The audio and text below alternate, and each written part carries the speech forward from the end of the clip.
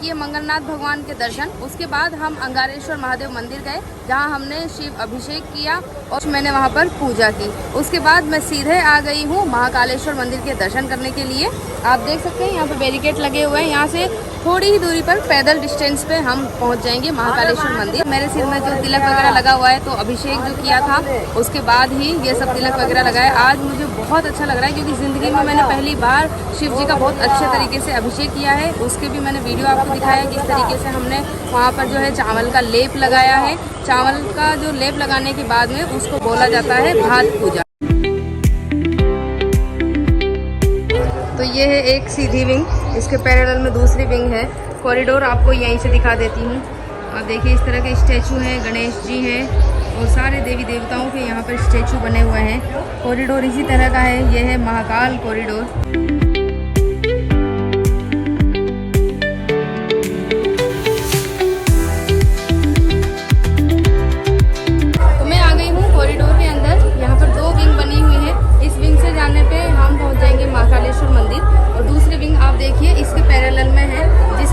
देखना है वो दूसरे विंग से जा रहे हैं और हमको अभी मंदिर के दर्शन करने हैं। ये मैंने पूजा की थाली ली है, यहाँ पे 101 रुपये में ये थाली मिलती है और इसके साथ में ये फैसिलिटी भी रहती है कि पूजा की थाली आप जहाँ से लेते हैं वहीं पे आप अपना लगेज और फुटवेयर रख सकते हैं। तो देखिए कितनी सारी पब्लिक है, काफ़ी सारे लोग हैं।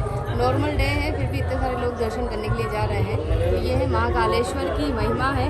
कई लोग आते हैं यहाँ पे, वैसे तो जो है श्रावण के महीने में और इसके अलावा महाशिवरात्रि पे और हर सोमवार पे यहाँ पे काफ़ी ज़्यादा भीड़ होती है। आज तो नॉर्मल डे है, वीकेंड भी नहीं है, फिर भी काफ़ी ज़्यादा लोग हैं। चलते हैं अंदर कितनी भीड़ है, कैसे दर्शन होते हैं।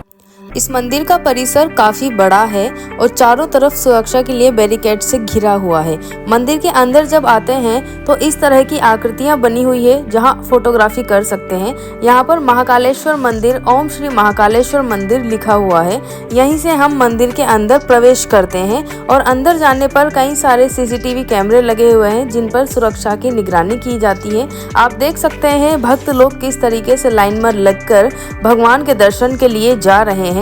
बहुत ही लंबी लंबी लाइन यहाँ पर लगती है और बाहर से अंदर जब हम जाते हैं तो एक LED TV हमें दिखाई देता है जिस पर महाकालेश्वर के हम दर्शन कर सकते हैं। मंदिर के अंदर आने पर बहुत ही शांति की अनुभूति होती है। दर्शन करने जाने से पहले इस पूरी विंग से होकर जाना पड़ता है। यहाँ पर इस तरह के दरवाजे बने हुए हैं सुंदर सुंदर, जिस पर जय श्री महाकालेश्वर लिखा हुआ है और गर्मियों के लिए अच्छी व्यवस्था है। पूरा शेड है, यहाँ पे पंखे भी लगे हुए हैं, यहाँ पे लैंप भी लगे हुए हैं जो शाम के समय अंधेरे में काम आते हैं। और ये इस तरह से डिवाइडेड विंग बनी हुई है छोटी छोटी। यहाँ पे रेलिंग लगी हुई है, ये स्टील की रेलिंग है। ज़्यादा भीड़ होती है तो उसको डिवाइड करने के लिए आजकल मंदिरों में इसी तरह की व्यवस्था की जा रही है। ये लोग दर्शन करके आ चुके हैं और हम जा रहे हैं दर्शन करने। महाकाल की उज्जैन नगरी शिप्रा नदी के किनारे पर बसी हुई है। यह मां गंगा के समान पवित्र मानी जाती है और उज्जैन की प्रमुख नदियों में से एक है। साथ ही इसका बहुत धार्मिक महत्व भी है। महाकालेश्वर के दर्शन करने के बाद में उज्जैन की मान्यता रहती है कि काल भैरव के दर्शन करना जरूरी होता है। उसी के बाद में महाकालेश्वर के दर्शन पूर्ण माने जाते हैं। और महाकालेश्वर से जो भैरव काल बाबा मंदिर है वो है 10 किलोमीटर दूर, तो वहाँ से अलग से ऑटो करके आना पड़ता है और उसके लिए करीब 150 to 200 रुपीज़ फेयर लगता है। दोनों तरफ से करते हैं तो 400 रुपये या 300 रुपये में ऑटो हो जाता है। तो हम अभी 150 रुपीज़ दे के वन साइड के लिए आए हैं, क्योंकि यहाँ पे करीब 1 से 1.5 घंटा लगेगा दर्शन करने के लिए। मतलब हमने महाकालेश्वर में जो दर्शन किए वो 40 मिनट में हो गए थे, लेकिन उससे ज़्यादा भीड़ इस वाले मंदिर में है। तो आइए इस मंदिर की मान्यता जानते हैं और देखते हैं कैसा यहाँ का मार्केट है, कौन सी यहाँ पे दुकानें हैं। धूप की वजह से ग्रीन शेड लगाया हुआ है और यहाँ पर सलाद वगैरह मिल रही है ठंडाई के लिए। इस तरह की पूजा यहाँ पर चढ़ाई जाती है भैरव बाबा मंदिर में। भैरव बाबा मंदिर में भी प्रसाद चढ़ता है और यहाँ पर इस तरह की टोकरी मिलती है। 50 और 100 रुपीज़ में यहाँ पे प्रसाद मिलता है। सेम प्रोसेस है यहाँ भी, जहाँ से आप प्रसाद लेंगे वहीं पे अपना लगेज और फुटवियर रख सकते हैं। तो मैं जा रही हूँ काल भैरव बाबा के दर्शन करने के लिए। तो देखिए यहाँ की मान्यता ये रहती है, कहते हैं कि उज्जैन के राजा हैं महाकालेश्वर और उनके सेनापति हैं काल भैरव। तो बोलते हैं कि जब तक हम इनके दर्शन नहीं करेंगे तो महाकालेश्वर के दर्शन पूरे नहीं माने जाते हैं। कोशिश करें कि पहले काल भैरव के दर्शन करें, उसके बाद में महाकालेश्वर के। हालांकि हमने पहले महाकालेश्वर के दर्शन कर लिए हैं, मतलब कैसे भी करो बट दोनों के दर्शन करना ज़रूरी है एक ही दिन में।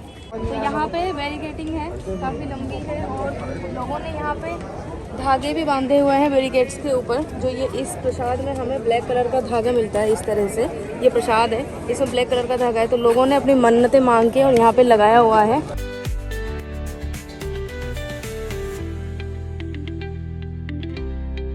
एक बड़ा सा पेड़ है यहाँ पे, काफ़ी पुराना नज़र आ रहा है क्योंकि सूख चुका है गर्मी की वजह से भी। और वहीं है भैरव बाबा का मंदिर। तो हम इनसे जिगजैग से होते हुए अभी मंदिर की तरफ जाएंगे दर्शन करने।